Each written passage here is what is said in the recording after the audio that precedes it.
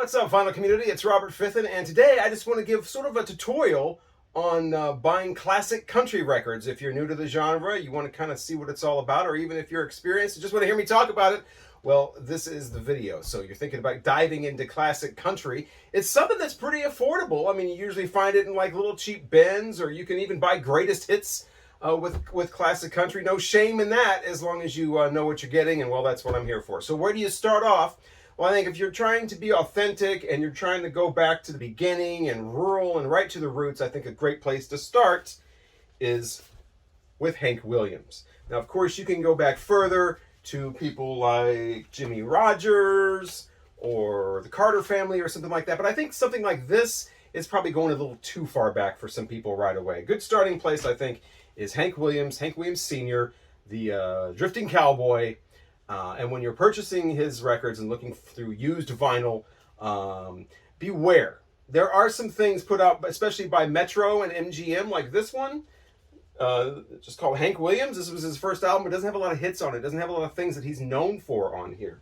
Same thing with various things like, this Your Cheatin' Heart soundtrack and an early Luke the Drifter. He went under that pseudonym for a while. Put out an album. This is a re-release of that. Great album. Kind of a different, more of a solo sound for him. But again, not a lot of big hits on here for Hank Williams. This one's even called The Immortal Hank Williams, like it's some sort of definitive collection. It's nice. Got some good songs on here, but it's kind of lackluster when you compare it to the real thing. And I think this compilation is where that was done for the first time, sort of correctly. Not completely correctly, but they do have the recording information, some nice photos, a nice essay, and you've probably seen this around. It's called 24 of Hank Williams' Greatest Hits.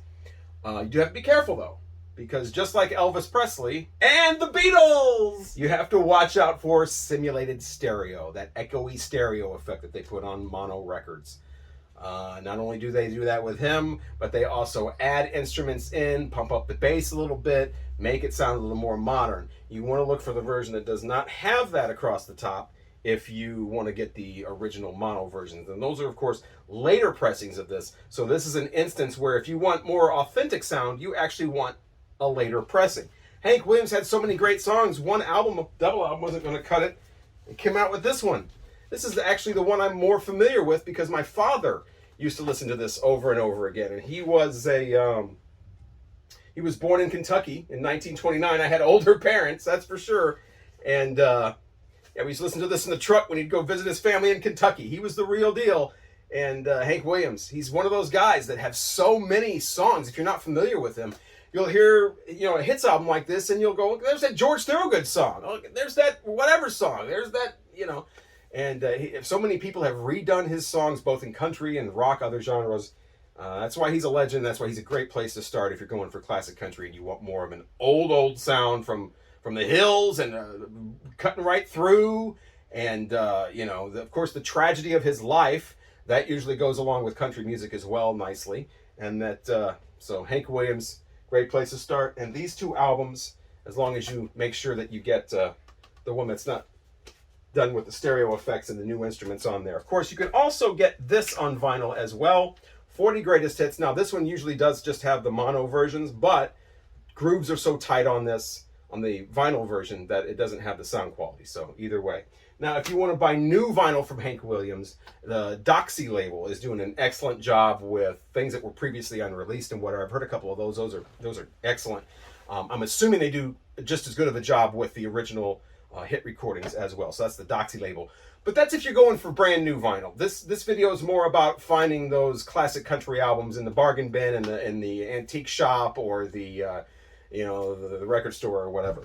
So we move on now to probably the second most legendary name in country music as far as male performers, and that is Johnny Cash. Actually, I put these in reverse order. So Johnny Cash. Hard to go wrong with Johnny Cash. He's got a lot of great stuff out there. I said earlier, there was no shame in the game of going for greatest hits in country music and compilations, because that's usually what it's all about. But for Johnny Cash, you get his albums because they're pretty good as well. There's tracks on here all throughout. Now, of course, he started out on Sun. I'm not going to get really into the rockabilly stuff because that adds on a whole other half hour. Let's just let's just save Rockabilly for another video, but Johnny Cash, his son stuff that's been re-released, you got to watch out for. Some of it kind of lacks in quality, but there's still great stuff. He kind of came out of the gate blazing as far as hits. I mean, he had hits on Son, like Get Rhythm, and I forgot to forget the Elvis Presley song. Katie 2 is a fun one. That is on here. And, you know, Things Happen That Way. A lot of great songs that he did on Son. Moved on to Columbia, of course, came out with much more hits. And a few concept albums, too. I was talking about listening to Johnny Cash albums. Well, he has concept albums like this one. Songs of the American Indian. It's called Bitter Tears. It's kind of the thing, you know, any good concept album, you listen to it all the way through. I have it on mono and in stereo. I would suggest the stereo version because it's Bitter Tears, and listening to the mono one, that's like crying out of one eye. That's just strange. Excellent greatest hits package from Johnny Cash of the early years. I just love that cover. It's so not country, you know, with that spiral on there. That is just insane. But Ring of Fire, the best of Johnny Cash, of course, includes Ring of Fire. But surprisingly, does not have I Walk the Line. It's a lot of songs on here that were not real big hits. So again, for the cover, I would get that one. There's a few more Sun things in here. Hello, I'm Johnny Cash. Here comes a more comprehensive greatest hits. That doesn't. Here's a better copy. It's gotta have two. This one does have I Walk the Line and a bunch of stuff on there like Jackson and 5 Feet High and Rising, Ballad of Ira Hayes, and just like I said, can't go wrong with Johnny Cash. Got all kinds of his stuff on here. Another concept album about songs of the Old West. Mean as Hell, ballads from the True West. When you're Johnny Cash, you can have hell right there on the album cover. Now, of course, listening to albums all the way through, most people prefer these two right here. The Prison albums. Live at San Quentin. Live at Folsom Prison. Which one? This was the one where a boy named... No, it's this one. This one is the one where a boy named Sue comes from.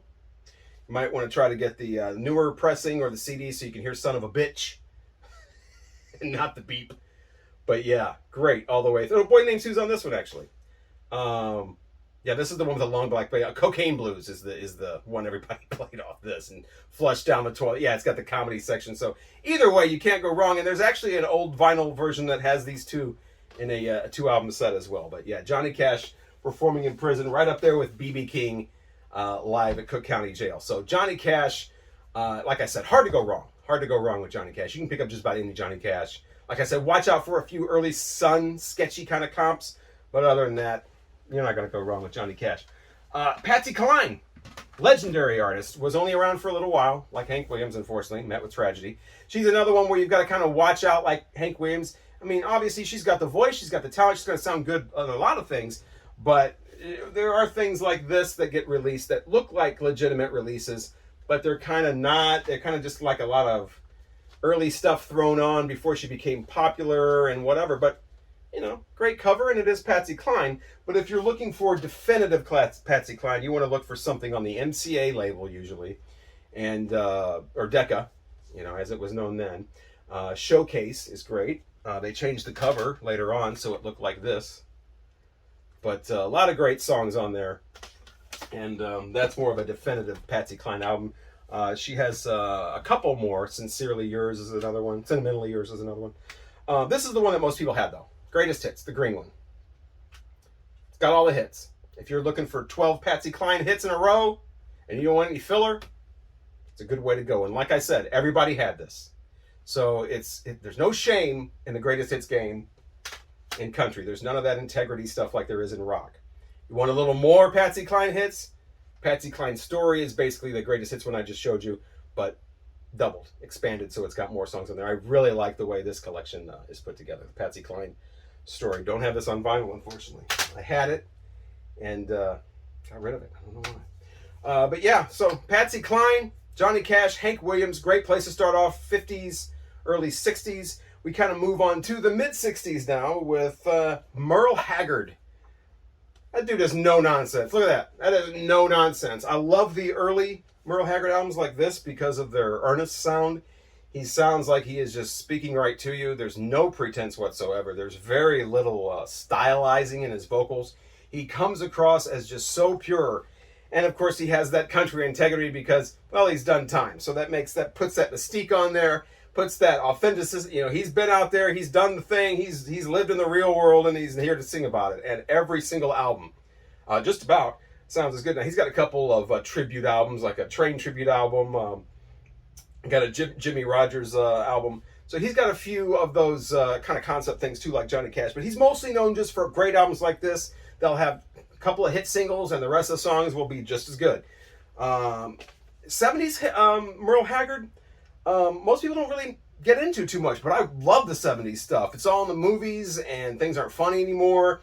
Always on a Mount When I Fall, Always Wanting You, Everybody's Had the Blues. Those are all great songs.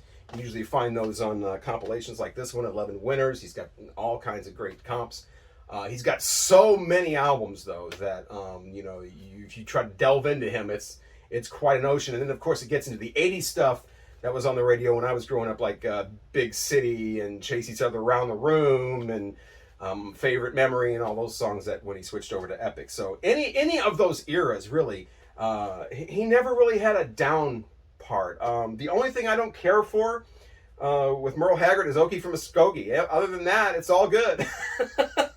And there's kind of a weird kind of background with that Okie from Muskogee song where there's rumors that he didn't like it, and it was meant originally as a parody song, as a funny song, and it got taken seriously and blown up, and it became so popular that he had to identify himself with it. But apparently Merle Haggard loved smoking weed and whatever. I mean, I don't know the guy. I didn't know the guy, but those are the kind of stories that went around about that song. Is it wasn't supposed to be taken so seriously, and damn, they even tell you what kind of shoes you can't wear in that song. Can't wear these kind of shoes. You got to dress like this. Your hair's got to be stylized. Like, okay, well, I'm going to stay away from Muskogee, Oklahoma, and just keep listening to, I think I'll just stay here and drink or something like that. But man, he doesn't get much better than the Merle Haggard album. Any decade, any 60s, 70s, 80s.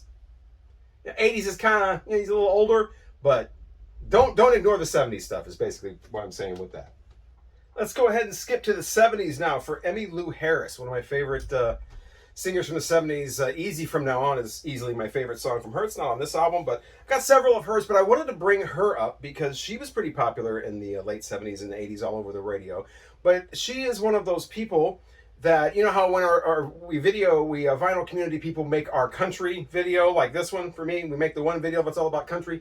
A lot of us tend to talk about Emmy Lou Harris, Townes Van Zandt, Lyle Lovett, Rodney Crowell, people like that, Flying Burrito Brothers and Graham Parsons and all that. I'm not going to get too much into those kind of fringe I mean, Rodney Crowell and Emmy Lou Harris aren't fringe, but those fringe artists like that were all hanging out in Laurel Canyon or whatever, because every time somebody else does a classic country video, that's what they talk about. So I'm going to leave those videos for that, and I just wanted to bring up Emmy Lou Harris. I'm not ignoring that kind of music. This is a long enough video, and we're not going to get too much into the kind of the alt country people. We are going to stick more into what was playing on the kitchen radio in Arkansas in 1965, or the back room radio in Granite City, Illinois in 1982. That's what we're sticking to, but you can certainly get the Tex-Mex sound from people like Freddy Fender. This was a huge album and a huge artist, and wow, this is a great album. The two big hits on here, Before the Next Teardrop Falls and Wasted Days and Wasted Nights, were huge when I was a little kid. I had this album for years. For whatever reason, this is like 180 gram vinyl, by the way. Not really sure why. This is just a regular release. But the whole album is great. He does a couple of remakes on here. Of course, you're always going to get that with country. You're going to get 10 songs. You're going to get 5 slow ones, 2 upbeat ones, and 2 or 3 or 4, whatever, mid-tempos. But yeah, a lot of great songs on here from Freddy Fender. Love that old ABC dot label. But yeah, definitely the Tex-Mex, and he went on to be with the Texas Tornadoes, and he was around for a while, but he was huge. And if you want that Tex-Mex sound, that's a more commercial way to get it, or with Mr. Johnny Rodriguez, who never really gets brought up a lot when people talk about classic country, but he certainly had the hits, and this is a great introduction if you just get the greatest hits. Got 14 songs on it, and they were all hits. He had Riding My Thumb to Mexico, and We're Over was huge. Just Get Up and Close the Door. Your Love Put a Song in My Heart. Tex-Mex. And he is mentioned in David Allan Coe's song, You Never Even Called Me by My Name, or was it Long-Haired Redneck? Long-Haired Redneck as the guy who stole the goat. So that is Johnny Rodriguez, in case you're wondering.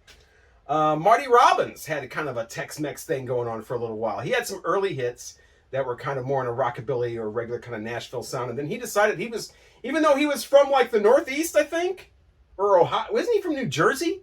He grew a mustache and said, nope, I am from the Gulf of Mexico or something. I just started doing all these like great songs that, you know, El Paso City, and all these great, songs. But he's got a lot of comps out. But I think this is my favorite because this one spans his whole life. And if you're going to do Marty Robbins, you got to have those 70s ones like El Paso City and My Woman, My Moo, and My Wife, and Return to Me, and of course Some Memories Won't Die. His last song is on here. And this is an incredible comp. This pretty much covers, like I said, his entire discography. Ruby Ann's great. Don't Worry. All his early songs. Singing the Blues is awesome. Marty Robbins, a decade of hits. If you're going to start off with him, I would start off with that double album. Now, of course, country had little side things going on. Like, you know, they had their, Tex-Mex, which I just showed you. They also had truck driving songs. You know, Red Savine's Teddy Bear and Tombstone Every Mile. And usually they were on this Star Day or Nashville label there. And I don't really know about the vinyl. You know, I guess this is okay. But usually these were sold on 8-tracks. And they were sold in truck stops. And they were basically easy pickups for truck drivers that were on the road and pulling a gas station 2 o'clock in the morning and were tired of hearing talk or static or whatever on the radio. And Dave Dudley's 6 Days on the Road big song got remade by Sawyer Brown later on, who turned the white pills into white lines. You know how there were a lot of those it's kind of like a subgenre of country truck driving songs. You know how disco had Disco Duck? Truck driving songs later had, Convoy from C.W. McCall. Yeah. You remember that one from the 70s? Come on and join our convoy! Yeah. And he had a whole thing of truck driving. I wonder if this guy's ever been in a truck. C.W. Probably. I'm sure he's been all over the world in a truck, whatever. But those songs like that, you know, that got made into a movie, you know. Some country songs tell such a great story, you can make a full-length feature film out of them, like Harper Valley's PTA. You know, the guy that was known as being the premier storyteller in country music was a guy named Tom T. Hall. And if you just want somebody to sit down and play a guitar or a banjo for you and tell you a story, or 12, get a Tom T. Hall album, especially a greatest hits one. The big songs like Old Men, Watermelon Wine, or whatever that was. The big one of the year that Clayton Delaney died. I always liked that one. And then he has other songs like Fox on the Run and Faster Horses and Week in the County Jail, Ballad of a Dollar. You know, all these songs are stories basically put to music. Now later on in the late 70s, he did have some regular songs, some silliness going on, some song called Sneaky Snake about a snake going around, or was it? And then, you know, I Like Beer, that song's about liking beer. And then he had a song called I Love later on, which I love little baby ducks. I would stick with the earlier story songs, and if you like them, then visit the baby ducks. Maybe Tom T. Hall's stories are a little too nice for you. Maybe you want a story that's completely depraved. Well, check out some David Allan Coe albums sometime. I mentioned him earlier with that song, You Never Even Called Me by My Name. That's his big song. He also had Long-Haired Redneck and a couple of ballads like Mona Lisa Lost Her Smile and Now I Lay Me Down to Cheat. But this guy, go to a David Allan Coe concert sometime. Woo! But yeah, these go run the gamut from like down on heartbreak so much that I'm going to shoot myself in the head and splatter my brains all over the wall. I mean, those are the kind of lyrics this guy does sometimes, to like, you know, the Mona Lisa Lost Her Smile type. So you never quite know what you're going to get with David Allan Coe. All I would suggest, if you're going to delve into this man's discography, be very, very, very careful. But some of his albums could be, you know, party albums, basically. They're so ridiculous. And speaking of parties, let's have a party. Want to go to a party? Well, let's talk about some party albums that you can play from your country music collection, like Bobby Bare. Bobby Bare, he's got an early song called Detroit City. I almost said Detroit Rock City. Detroit City, where he's like, I wanna go home. It's that song. Doom, doom, doom, with that great guitar. But later on, he just started doing like novelty song after novelty song. Marie Laveau, his version of that's great. Tequila Sheila, she's on Quaaludes again. A song about a jogger, a song about different kinds of food. They were all novelty songs. They're all fun, and they're all party type stuff. So have a party, put on a Bobby Bare album. You know what? Have a party, put on a Jerry Jeff Walker album. This guy, the Texas kind of drinking, didn't really care to be a superstar, just wanted to make fun records. Every once in a while, he'd write a song, but some guy like, Waylon Jennings or somebody would do, so he'd make all kinds of money and then just keep partying. He died a few years ago, but yeah, Jerry Jeff Walker, any Riding High or Up Against the Wall, Redneck, or any of those albums. Jerry Jeff Walker party album. He's partying with Hank Williams Jr. He's always a good thing to throw on at a party. Got a lot of upbeat stuff on there, get y'all rowdy. I'd stick with the 70s stuff. I mean, up until like the mid 80s. You want to stay away from his MGM stuff. You don't want Hank Williams Jr. on MGM, really. That's more of like just something that he was forced. Trying to make him like the second coming of his father. He's just remaking all his father's songs. Not really what he wanted to do. And then when they finally, he switched labels, they finally let him do what he wanted to do, his own sound, his own type of music. Then he blows up, becomes popular. I love that story, but you got to know what you're getting with him. He gets too political and bullshit later on, so stick with the 70s and early 80s. Hank Williams Jr. is going to party with that, or you're going to get a big buzzkill. Roger Miller, kind of silly, more of a silly kind of lighthearted, folky kind of party music. King of the Road, his big hit, but he's got all kinds of chug-a-lug, and they're all lighthearted for the most part. He does a couple serious songs in there, but dang me, they ought to take a rope and hang me. That was always fun at parties, I'm sure. And if your party gets a little more risque, you can put on some Johnny Paycheck with a Lovin' Machine, or any of his early albums on Little Darlin'. Now, of course, he moved to major label later on in the 70s, had that big Take This Job and Shove It song, which is a party in itself. Colorado Kool-Aid, whatever that thing is where he cuts the guy's ear off or whatever. Violent guy. Not a guy that you'd probably want to hang around with while he was alive, but if you want a party album, some country, Johnny Paycheck has got some good, vibes with that. Jerry Reed, same way. Don't take anything too serious. He's got a couple songs, something about love being the strongest thing or something. But for the most part, you're going to get When You're Hot, and Amos Moses, and She's Got the Gold Mine, and I Got the Shaft. Something about a singing bird flying out the window. It sounds like Willie Nelson, Coco Joe. It's all part of Jerry Reed's discography. So if you're going to get some Jerry Reed, get some fun Jerry Reed, and throw that on for a party. And our last partying guy, Mr. Charlie Daniels and the Charlie Daniels Band. Always upbeat, good stuff, good atmosphere music, and a super talented musician. Similar to Hank Williams Jr., stick with the 70s. This album, especially Fire on the Mountain, his version, or their version of Orange Blossom Special is the most impressive. It's the best version of that song I have ever heard. And country fans know how many versions of Orange Blossom Specials are out there. So yeah, Charlie Daniels Band, Fire on the Mountain, an incredible album. He's got a few. Night Rider's a great one. A lot of his early stuff. You know what? I'm going to say something controversial here right now. I never got this one. Million Mile Reflections. What is up with this album? This is the one that came out in 79. It has Devil Went Down to Georgia on it, so it's got the big hit. But that's it. The rest of this album does not sound like that. I would beware of this. Beware of this one. Even though it has Devil Went Down to Georgia, you can get that song elsewhere. I am not a fan of Million Mile Reflections at all. The rest of it's kind of synthy. And somehow that leads us up to Dolly Parton. I guess we go from party and music to party to Parton. This was her first album called Hello, I'm Dolly, and just like Johnny Cash, boom, and Merle Haggard just hit the road running. It's got a great song on here that kicks the whole thing off called Dumb Blonde that pretty much set off her career, saying that she's not a dumb blonde, basically. That's the point of the song. And this is when she was still with Porter Wagner, but I really don't get into too much of the Porter and Dolly stuff. I like her on her own, and this album, even though it was her first and just kind of thrown together, pretty much stands up. And so do her early other albums. I've talked about this in other videos, where her early albums, even ones that look all like romantic and beautiful and feminine like this one, these are filled with tawdry, like story songs. Like we were talking about with David Allan Coe, she's right up there. She is literally singing on this album about incest, abortion, I mean, she's not messing around, and this is like 1968 or something. It's incredible that no one ever talks about that. So I felt the need to talk about it in 2 videos now. But yeah, there's all kinds of great songwriting on here that never gets talked about. This is the one with the where they burn down the orphanage in one of the songs.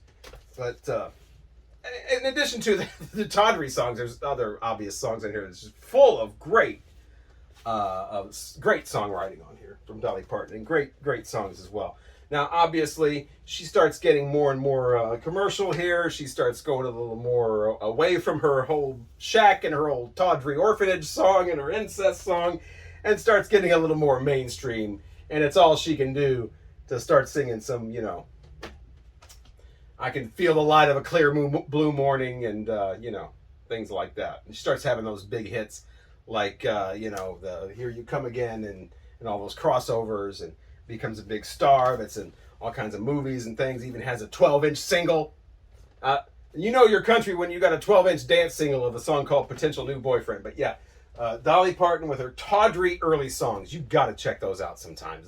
You'll be sitting there like, that's Dolly Parton singing that in 1968. Yes. And tawdry too. Can't forget about the tawdry, the queen of the tawdry story song, Janie C. Riley. Here's the Harper Valley PTA album. If you're familiar with that song, this album basically just takes all of the characters and gives them their own song. And then I think another side is just a bunch of other songs. But they're all tawdry. They're all, somebody's getting stabbed on the steps of the high school and all. I mean, just kind of the backside of Dallas. Those are on other albums, but any Janie C. Riley album from the early days on Plantation label is probably going to have some pretty great songs on there that you're going to listen to if you like the tawdry backside of country music like that, and be like just blown away. I love me some early Janie C. Riley albums. By the way, Harper Valley PTA, another story song that was so good they made it into a full-length feature film, and that one, unlike Convoy, was a hit. Back to the party now with Waylon Jennings. Here's some early Waylon Jennings. It's okay, Vocalion label and early stuff, but you want to stick with the later RCA stuff, probably. Past that, that's okay, but Here's where it really starts. This and an album called Honky Tonk Heroes that came before this. Waylon Jennings, it's a little more of the rock, southern rock, like later Charlie Daniels Band. Starts getting into the mix, but I think he was doing it a little first. He's the one with the black wristband, leather wristband, the electric guitar, and just like he didn't care, he just wanted to make his own music, and he certainly makes his own music is great music. I'm a rambling man, rainy day, woman, cloudy days, and midnight rider, all right in a row. This is kind of like, almost considered a debut album, because this is where he said, to hell with all this stuff people are telling me to do, I'm going to do my own thing, and Honky Tonk Heroes, and then this one, followed by a slew of incredible albums with all kinds of hits. And the thing about a lot of these albums, I'm going to say it again, you can find this for $1. You can find this for $2 because people just pass these, Waylon Jennings, whatever, people just pass these by. There's great songwriting on here, incredible instrumentations, a great vibe, perfect, like I said, for either sitting down, having a drink, listening to, and contemplating, or having a party with. Here's where they try to put them all together on it. This isn't very good, but it's kind of like an afterthought type thing. But it's out there a lot. It's got great songs in there for $1. This one is the greatest hits. If you're looking for a place to start and you don't want to start with an album, this was the greatest hits that was huge when it was out. This one's autographed. That's why it's sealed. But yeah, this one has a lot of the early hits going all the way up to "Mamas Don't Let Your Babies Grow Up to Be Cowboys" in Lukenbach, Texas. Good-hearted woman. It has the version with Willie Nelson that everybody wants. So, yeah. Greatest hits from Waylon Jennings. Good place to start with him. But he did the Waylon and Willie album where they did a legitimate album together. They did a couple more legitimate albums. That earlier Outlaw one, not so much. Full-blown superstar at this point. And making albums that look like this. Starting to get a little formulaic here, but these two albums look identical. What's going on? Greatest Hits Volume 2. Celebrating a lot of the fun stuff on here, Shine and Clyde and Women Know How to Carry On and Theme from the Dukes of Hazzard. So we're full party mode at this point. So yeah, hey, Waylon Jennings, great, beyond just party music. I want to put him away from the other party guys because there's a lot of great stuff on here beyond just the a good time, you know, rocking out, table thumping Waylon Jennings albums. And he really, along with Willie Nelson, went down to Texas and started that whole Texas country thing, got that all popular. But don't forget, it don't matter who's in Texas. Bob Wills is still the king.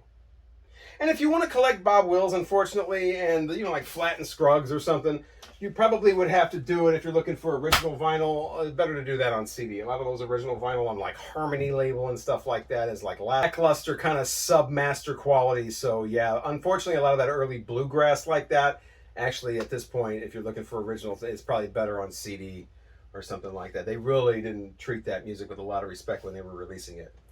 We're up to George Jones. Here's where the party starts to turn a little sour. This is after party music. This is the party where everybody's left. You don't know where your wife is. You throw on a George Jones album. This is some early stuff when he was real twangy.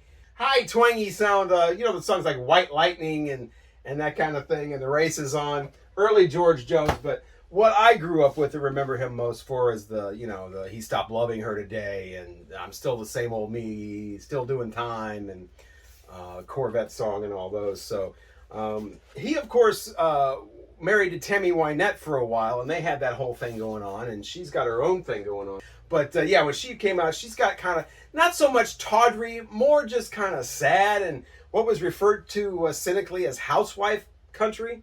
She would always be singing about a man and leaving, or she's glad he left, or she wishes he would leave, or she's sad he left, or she, you know, something's going on there in apartment number 9, and this good girl's going to go bad. So whatever happens, stand by your man. Tammy Wynette, early stuff from her is pretty good as well, right up there on the Dolly Parton level. But somebody that matches Dolly Parton as far as singing and telling stories and writing her own stuff, Loretta Lynn. I mean, she had a movie made about her. This was probably, was she, I mean, I know Hank Williams had that Your Cheating Heart movie, but that was just kind of a, you know, this was a major motion picture, Coal Miner's Daughter, in 1979. And I think that she was probably one of the first country people to have something that major done exclusively about her. And, you know, there's TV movies about Hank Williams Jr. and Dottie West and whatever. But this was the one I grew up with. It looks like a clock. She's got so many. This doesn't even begin to scratch the surface. This is the early greatest hits, and there's so much missing from her. But, you know, it does have the Don't Come Home Drinking and You Ain't Woman Enough, and that was the big two at the time. Of course, she had many other hits out later on, and I've always loved her album artwork. You know, just her face and just a great color background there. But she actually put out a tribute. She's big friends with Patsy Cline, that's mentioned in Coal Miner's Daughter and the Patsy Cline movie Sweet Dreams. And she put out an entire album of Patsy Cline covers, as well as a kind of a conversation at the end of it where she just kind of goes on about Patsy Cline. Of course, Loretta Lynn, known more in my youth for singing with Conway Twitty. These two were together so much I literally thought they were married, like Tammy and George, but no, they were never married or supposedly never in any kind of affair or anything. They just made a lot of great songs together. Love those. So, you know, you can get some fun stuff like that, but, you know, and Conway, of course, has his own thing, his early stuff. He started off trying to be like Elvis, but by the time he, you know, the 70s and 80s, he definitely had his own thing going on, and he kept that sustained for, you know, 25 years or so, just making hit after hit. So, Conway Twitty. We'll go through these last ones kind of quick because we're now kind of getting into the 70s and 80s where there's all kinds of superstars starting to crop up that are known beyond just for making country hits. Even people who don't know anything about country know these people, like Mickey Gilley. I mean, this guy just doesn't put out great songs and piano music, piano kind of country, and he's got a lot of party tunes too. This guy owns a bar in Fort Worth called Gilley's. Yeah, it's got his name on it, and that bar is such a popular hot spot. It spawned a frigging movie. The year after Coal Miner's Daughter, we get Urban Cowboy starring the ultimate cowboy, John Travolta. And but we do have a soundtrack that features a lot of stuff that was previously released from Eagles and Dan Fogelberg, but new stuff on here too from Kenny Rogers and Anne Murray's Could I Have This Dance. Johnny Lee's Looking for Love started off on here. So yeah, Urban Cowboy, this was huge soundtrack. So huge they thought they needed to come out with another one. That no you don't. We this one's fine. We'll stick with this one. But yeah, Urban Cowboy soundtrack. Mickey Gilley, the superstar in front of that. Glenn Campbell had his own TV show. He was a huge superstar. People who didn't know anything about country knew who Glenn Campbell was. He was the guy that instead of coming out going, "Hello, I'm Johnny Cash," he'd come out and say, "Hi, I'm Glenn Campbell, and welcome to the Glenn Campbell Good Time Hour." So yeah, he had his own TV show. Started off a prolific session guitarist. He played on a lot of great albums. They had Beach Boys albums, stuff like that. Because he was one of those people like Charlie Daniels that started off as a session musician because he was super talented, but super talented at hosting TV shows too. Mel Tillis, famous for his stammer, and famous for being in Clint Eastwood movies, and he was all on TV shows and stuff like that. Sometimes he was with a monkey, but yeah, Mel Tillis, another one that had all kinds of hits, but was also known other than just from country people. Barbara Mandrell and the Mandrell sisters, they had a TV show. She had all kinds of hits. Super talented, could play like 80 different instruments. So she was not just somebody that came in and put on headphones and sang the lyrics. I mean, she was a super talented musician. In fact, she came from a family of talented musicians. That's why they were able to pull off Barbara Mandrell and the Mandrell sisters. I had to show Louise Mandrell because this is whatever this means, this is the only fan club that my older brother ever joined. He was a member of the Louise Mandrell fan club, probably just so he could get that huge autograph poster that he had on his wall of her in a bikini. And yeah, it looked real similar to that. Louise Mandrell fan club. Reba McEntire, of course, had her own TV show. People know who she is that don't know anything about country, and she's so popular she doesn't even need a last name anymore. She's like Madonna or Prince. She's just Reba. So yeah, super popular people in the 80s. Kenny Rogers, did it get more? I mean, super. He had his own TV show, but nobody watched it. But he had an HBO special. He was one of the first country people to do that. He had all those Christmas shows with Dolly Parton. And if you're looking for a place to start with Kenny Rogers and you want to catch him right at the height of his adult contemporary country crossover hit, I mean, this huge multi-platinum greatest hits album is a pretty good place. I mean, there's a lot of songs I like from him that aren't on here, but this has most of the hits. Don't Fall in Love with the Dreamer and She Believes in Me and Lucille and the Gambler and Coward of the County, Love the World Away from Urban Cowboy. They're all a part of this and more. Not so much of a fan of Kenny Rogers' albums. And I thought I would be. But what I found out when I started listening to his albums, years ago, they don't have good album tracks. Really, they're one of those. A lot of his albums just seem to be like, okay, we know what the 3 hits are going to be. Put the rest of that stuff on there. Let's get it out. I mean, greatest hits is probably what you want to do with Kenny Rogers.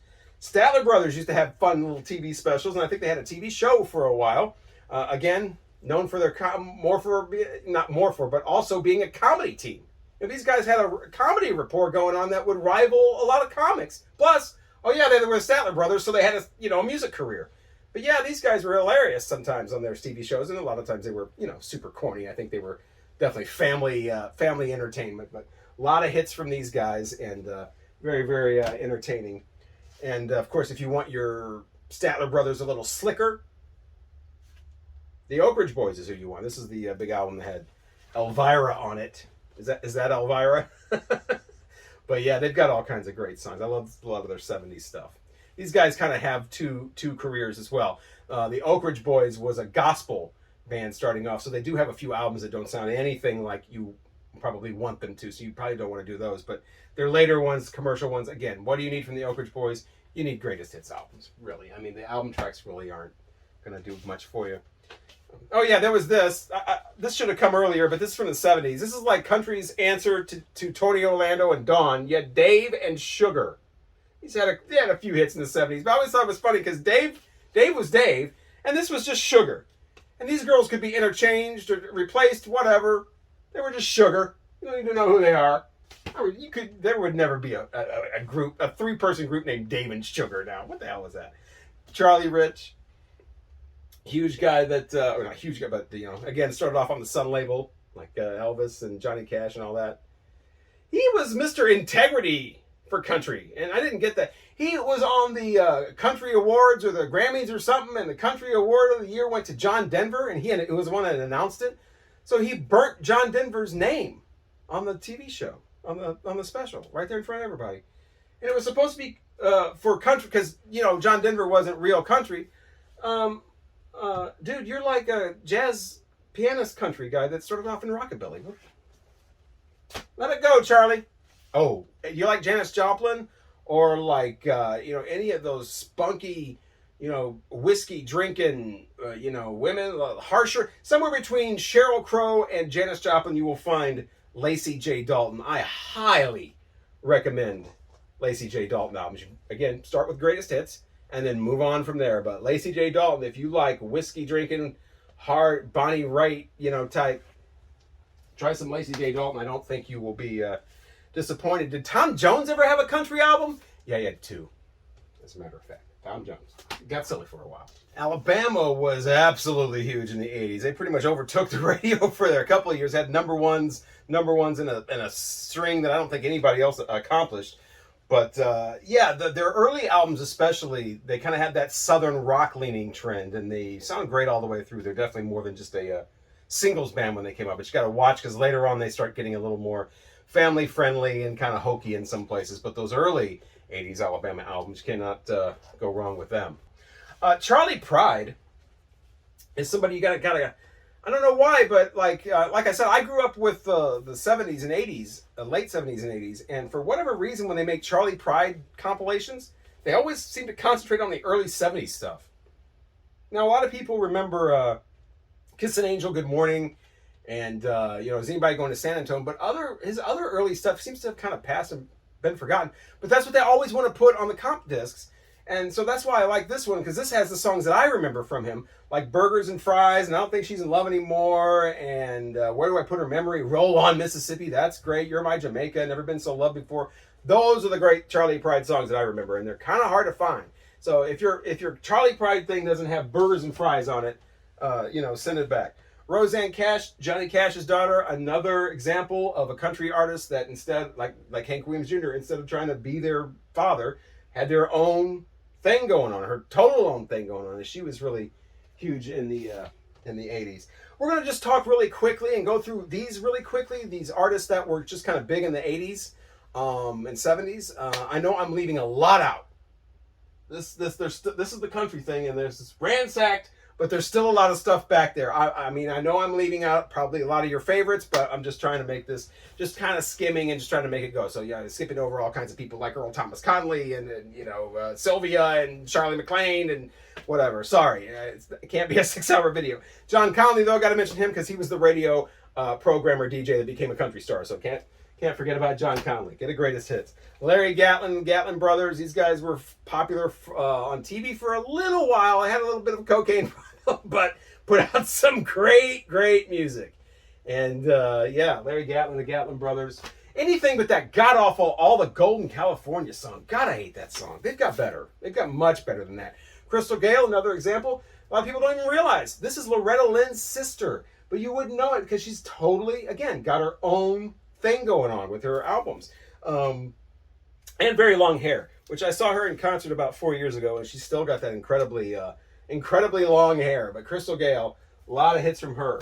A lot of hits from this guy, Ronnie Millsap, 44 number one hits on a CD, so he's at least got that many. Smoky Mountain Rain, you know, was like his answer to Elvis Presley's Kentucky Rain, because he actually played piano on Kentucky Rain. So they just changed the location to Smoky Mountains and had a new song, but he's got all kinds of great songs. Steve Wariner is a guy that had a lot of hits in the 80s and 90s as well, but he's kind of a cut above because he's also a prolific guitarist as well. He's an incredible guitar player, also a songwriter as well, but great guitar player along with the hit making as well.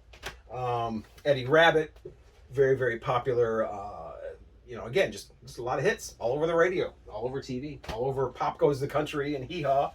T.G. Shepherd starts to get a little bit slick in these days. You know, Eddie Rabbitt's a little slick. Steve Warner's a little pretty, you know, that kind of thing. And T.G. Shepherd's real slick, real kind of a slick country sound. We got Sylvia coming out. We got Janie Fricke coming out in a gold belt and spandex. So a headband. We got Lee Greenwood in his tight jeans. So it's getting slick. So what starts to happen around the mid to late 80s is there's this neo-traditional movement that comes along and tries to put country back in a little more of a country situation. If you're looking for 80s country like that, here's a guy, Ed Bruce. He's got probably a lot of songs a lot of people haven't heard of. He did write the song Mama's Don't Let Your Babies Grow Up to Be Cowboys, but he's got his own songs that if you're looking for a more of an authentic country sound, get away from the keyboards and stuff like that and the drum machines in the 80s country. Ed Bruce, a little bit underrated there. You should look him up. Randy Travis is another one that kind of brought back that, I'm just going to do straightforward country sound in the 80s. It definitely worked out for him. Forever and Ever, Amen was a huge song. The first two albums he had out were just incredibly popular and just filled with hits. The first two almost sound like greatest hits albums. They had so many popular songs on there. John Anderson, I've always loved his voice. Very much in the tradition of traditional country in the 80s. Big song was called Swingin'. That's the one about being on the front porch, swinging with Charlotte Johnson. The Judds, same way, mother and daughter duo, came along in the 80s, brought back that traditional sound, along with George Strait. Why don't I have any of these on vinyl? I go traditional and it goes to digital. George Strait, what do you need to say about this guy? Everybody knows who George Strait is, and all his, hit after hit after hit after, and then, an hour later, we're still going hit after hit after hit. I mean, any George Strait album, but greatest hits, obviously, is what you want. And Dwight Yoakam, another one of those guys that, went beyond country to become a superstar in other areas. And then there's this guy. Then there's this jacket and hat. Don Williams.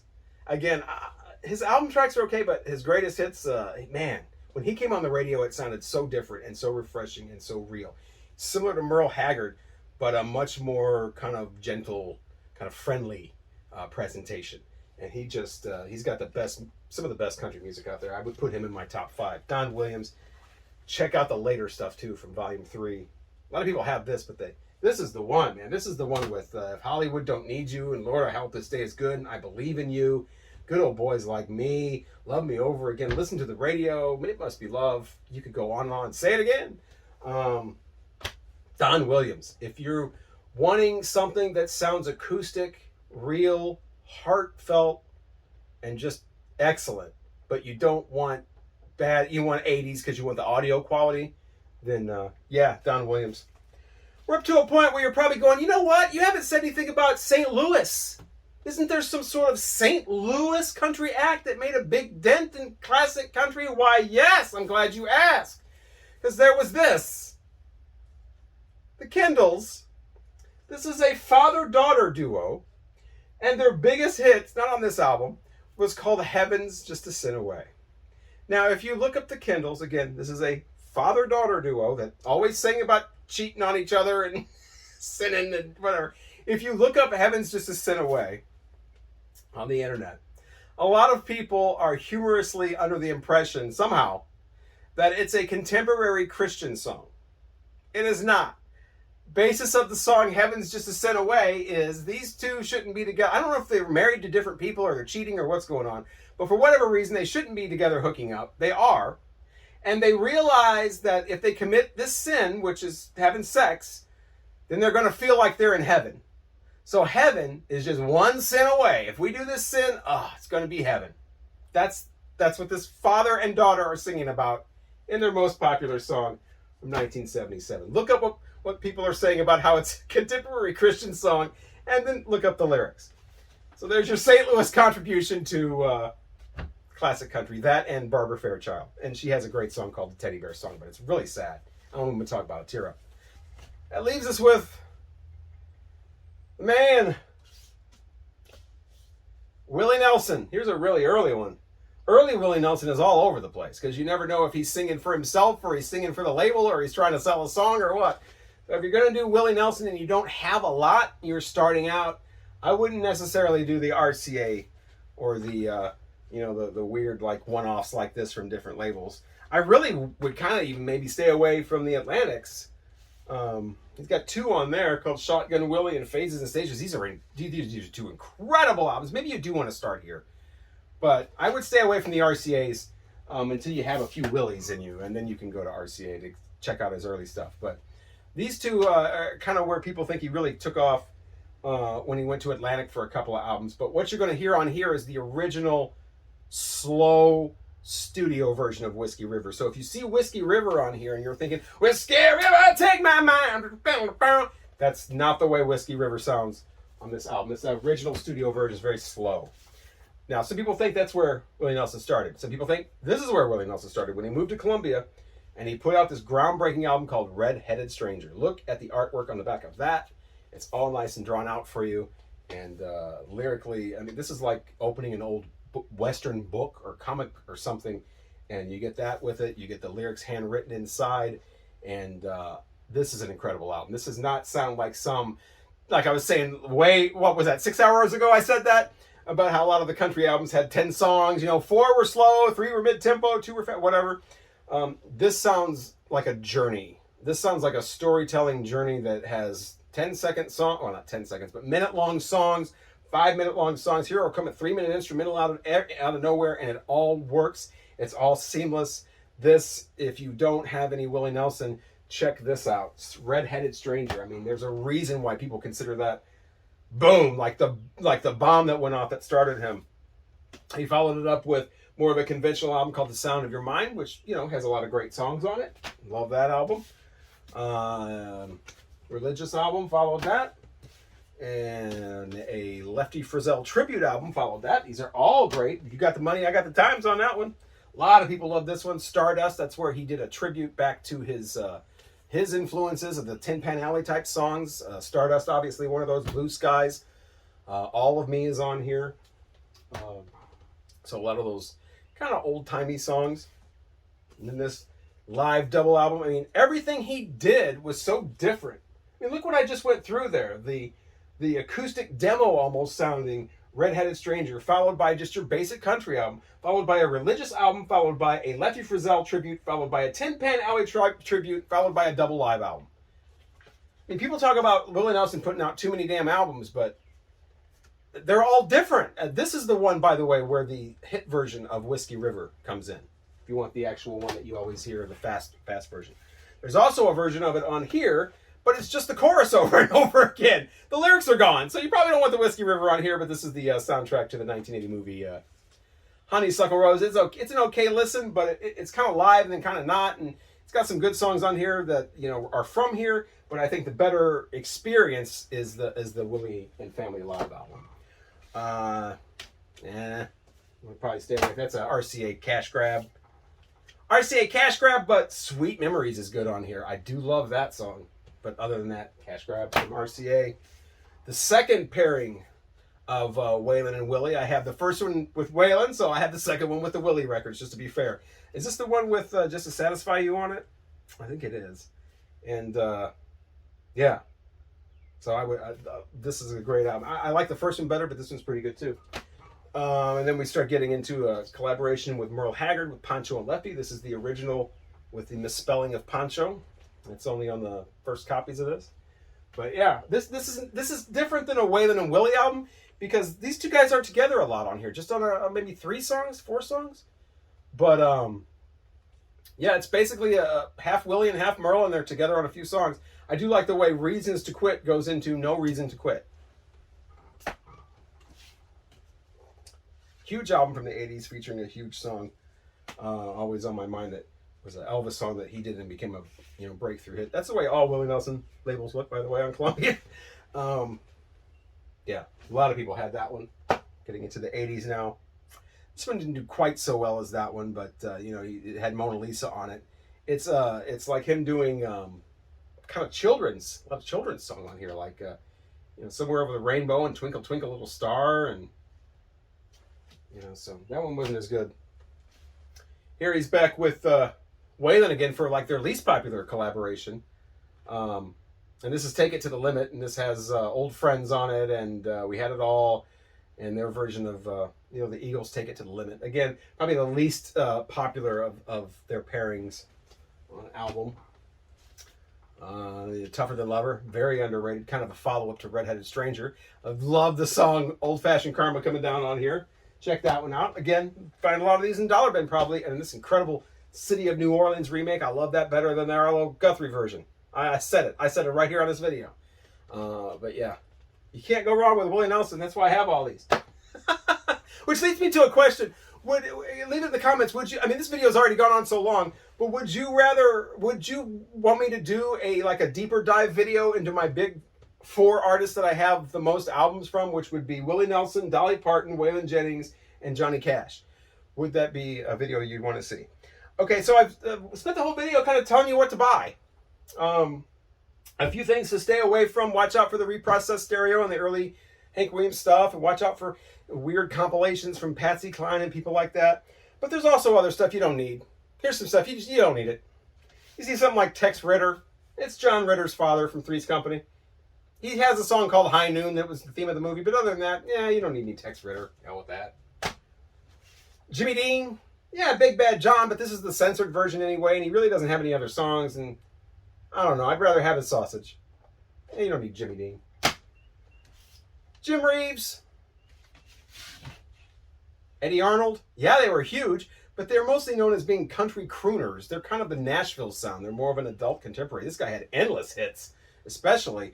But these days they're not really kind of well thought of because it's kind of called of being too commercial and too crooner and too adult contemporary and not real country. So you can skip these if you see them too. Also, I noticed when holding up this Jim Reeves album, a real quick rule of thumb here. See Pickwick? When you see Pickwick on an album, yeah, just put it down, man. Just put it down. You don't need no Pickwick.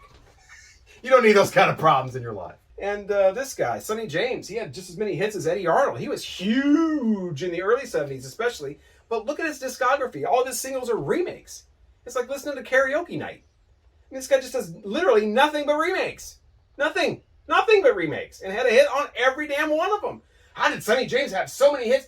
Because they were already tried and true. You don't need any Sonny James. I mean, maybe it's like 50 cents or something, but get those other ones first, and then you can get some to Sonny James. I'm Robert Fithen, and hopefully this has helped you.